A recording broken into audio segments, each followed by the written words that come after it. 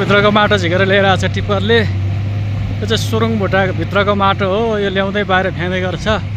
होइन है साथीहरू, यहाँ चाहिँ यस्तो छ हाम्रो दुगट ग्रुपको हाइड्रो पावर हो। यो एमबी दुगट हो, यहाँको नाम चाहिँ 190 मेगावाटको बत्ती निकाल्छ यहाँ। यस्तो छ जङ्गल, हेर्नुहोस् यस्तो छ है ठाउँ, हेर्नुहोस् कस्तो दामी छ है साथीहरू। यस्तो छ गुराँस पुरै फुल छ, हिमाल हेर्नुहोस् कस्तो दामी छ, एकदम दामी हिमालहरू छन् है साथीहरू। घुम्नको लागि एकदम राम्रो छ, यस्तो दामी ठाउँ छ। जङ्गलहरू हेर्नुहोस् कस्तो कस्तो छ जङ्गल, एकदम दामी दामी छ साथीहरू। घुम्नको लागि आउनु होला साथी, एकदम चिसो छ ठाउँ। हप्ता हप्तामा हिउँ परिरहन्छ यहाँ चाहिँ एकदमसँगले। यहाँको भ्युजहरू यस्तो छ है। यो चाहिँ दुगट ग्रुपले खनेको बाटो हो, रोड हाइवे। यो चाहिँ चाइना पुग्छ,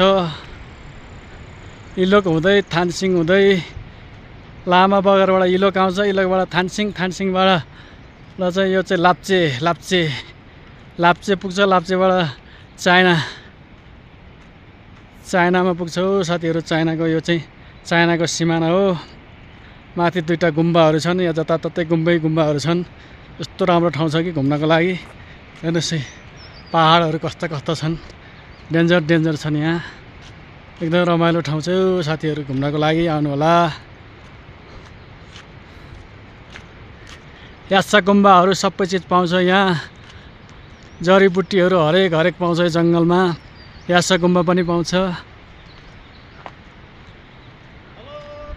हेलो, के गरेको सर? रुखमा चढेर जागिर डेन्जर छ त हो ब्रो।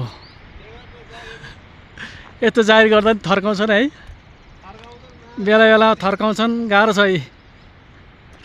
हाम्रो साथीमा रुखमा बसेर पुरै तार टाङ्दै हुनुहुन्छ, त्यही पनि गाली खानुहुन्छ, बेला बेला गाली खान्छन्। यहाँ त गाह्रो छ जिन्दगी, एकदमै गाह्रो छ हो साथीहरू।